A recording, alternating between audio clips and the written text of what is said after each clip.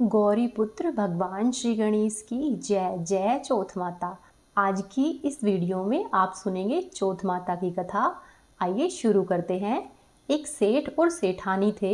उनके एक बेटा और बहू थे। बहू सबको भोजन करा के फिर स्वयं भोजन करती।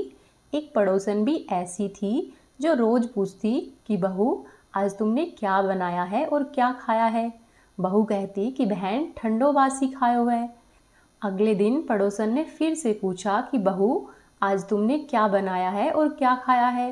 तो पड़ोसन फिर से बोली कि बहन, मैंने तो ठंडो बासी खाया है। इस तरह से पड़ोसन रोज बहू से पूछती और बहू रोज यही उत्तर देती।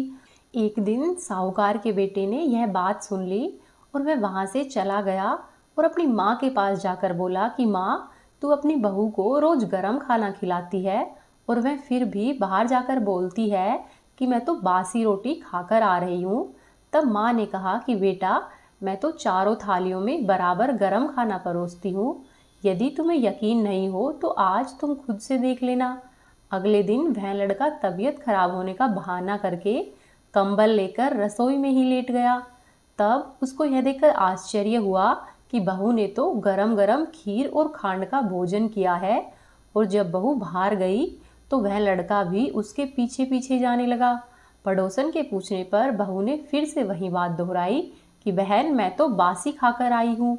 तब उसका पति उससे पूछने लगा कि तू अभी अभी तो गरम गरम खाना खाकर आई है और पड़ोसन से ऐसा क्यों कह रही है कि तूने ठंडी बासी खाना खाया है।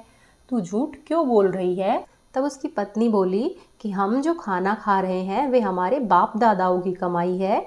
जिस दिन आप स्वयं कमा कर लाओगे उस दिन मैं समझूंगी कि हम ताज़ा भोजन कर रहे हैं।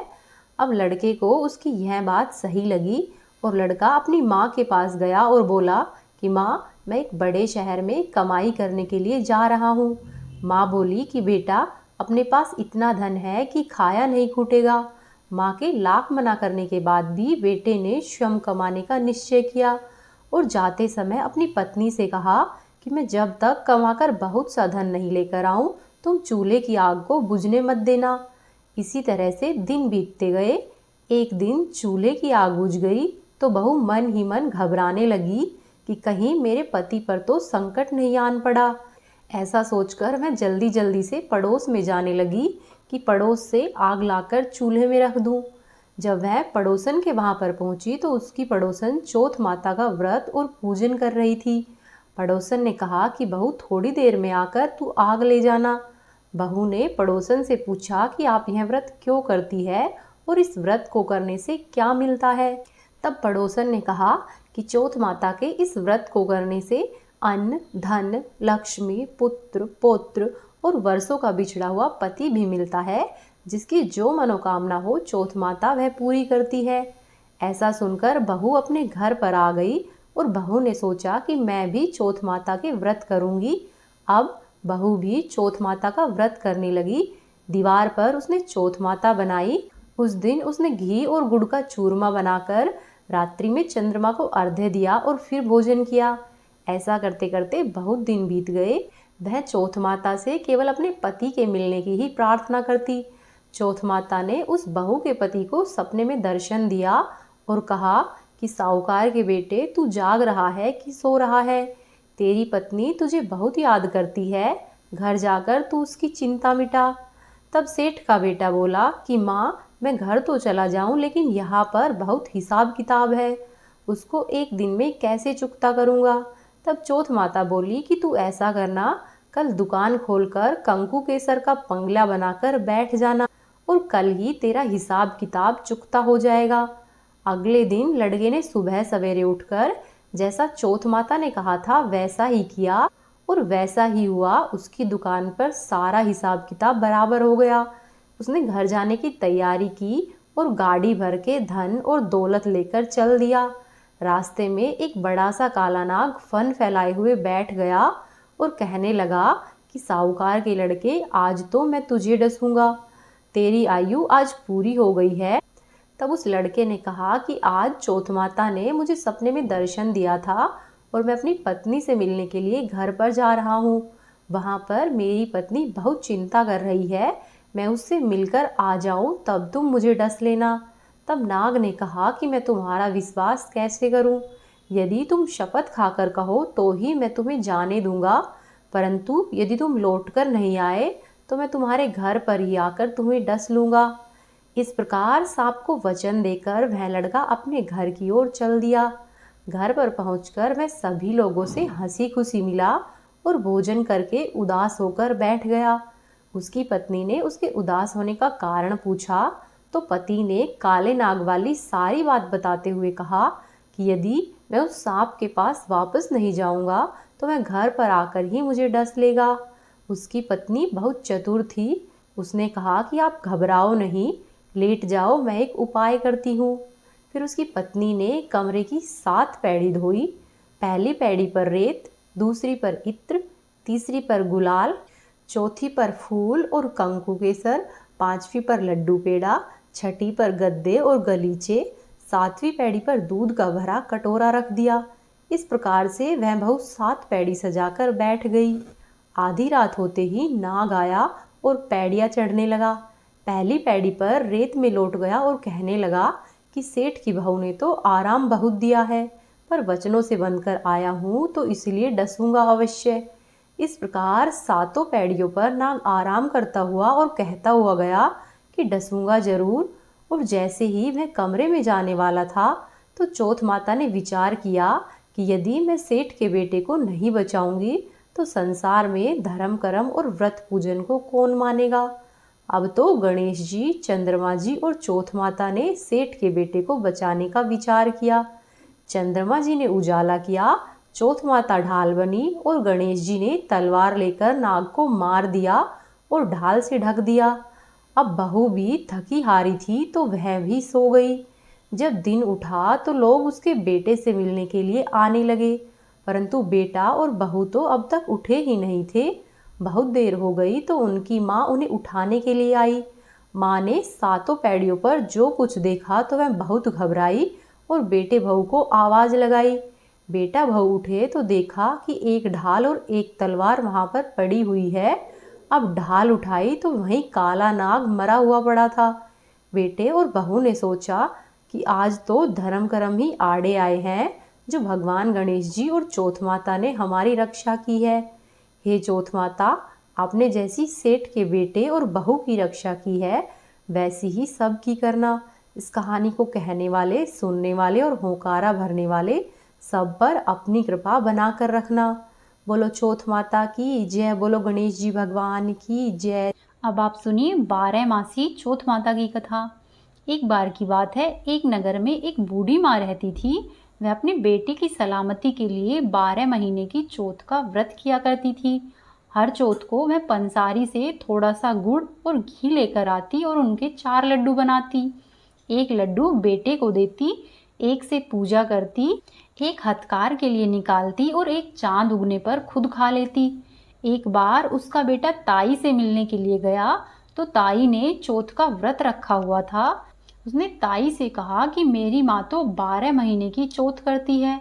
तब ताई बोली कि तेरी माँ तो तेरी कमाई से तरमाल खाने के लिए 12 चौथ करती है, तू परदेश जाए तो वह एक भी चौथ नहीं करेगी।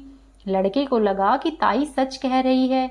घर आकर उसने माँ से कहा कि माँ, मैं परदेश जा रहा हूँ, यहाँ पर तू मेरी कमाई खाने पीने में ही उड़ा देती है।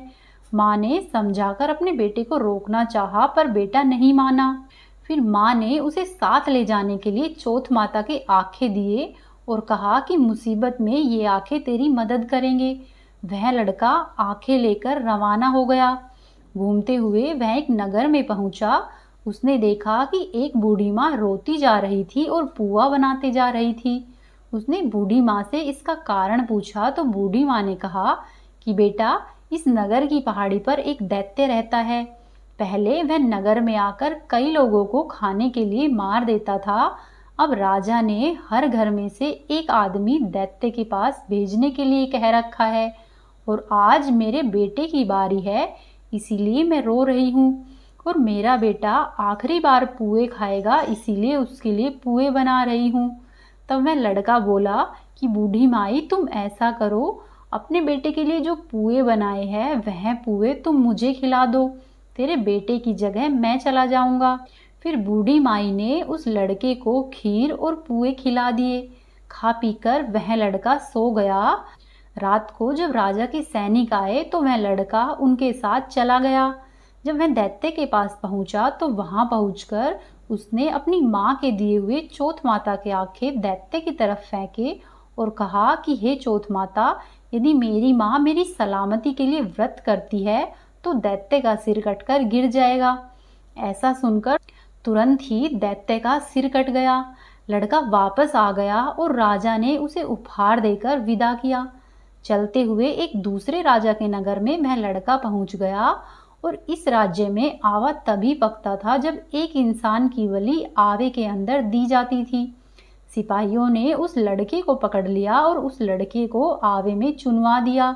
लड़के ने चौथ माता के आंखें आवे में डाल दिए और कहा कि हे चौथ माता, यदि मेरी माँ मेरे लिए व्रत करती हो तो आवा मेरी बलि लिए बिना झट से पक जाएगा। ऐसा सुनकर आवा झट से पक गया और उससे आवाज आने लगी। आवाज सुनकर सभी लोगों ने सोचा कि आवा इतनी जल्दी कैसे पक गया।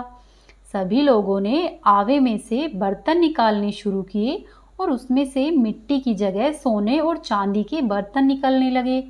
अंदर से लड़का बोला कि बर्तन धीरे धीरे निकालना, नहीं तो मुझे लग जाएगी। जब राजा ने उसे निकलवाया और पूछा कि इस आवे से तुम कैसे बच गए, तब लड़के ने बताया कि मेरी माँ चौथ माता का व्रत करती है और व्रत के कारण ही आज मैं बच पाया हूँ। राजा को विश्वास नहीं हुआ। उसने कहा कि मैं तुम्हारी बात पर कैसे विश्वास करूं? तो लड़के ने कहा कि हे राजा, आप जो चाहे वो परीक्षा ले सकते हैं। तब राजा ने एक चांदी की सुराही मंगवाई और कहा कि तुम इस सुराही की नली से निकल कर दिखाओ, तभी मैं विश्वास करूंगा। लड़के ने चौथ माता को याद किया और आंखें सुराही में डाले और कहा कि हे चौथ माता, मैं भंवरा बनकर सुराही से निकल जाऊं। ऐसा ही हुआ। लड़का भंवरा बन गया और सुराही से निकल गया।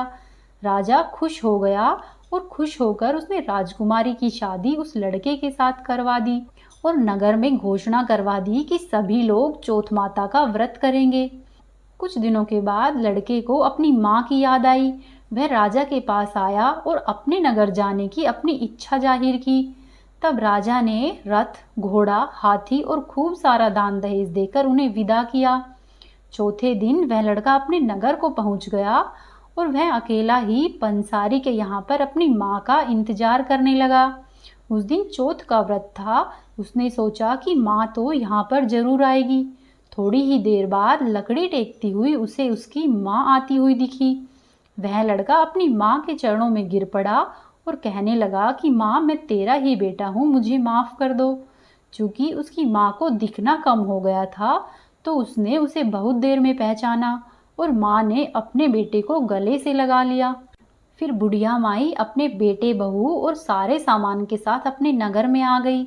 नगर में आई तो लोगों ने उसके बेटे को पहचानने से मना कर दिया।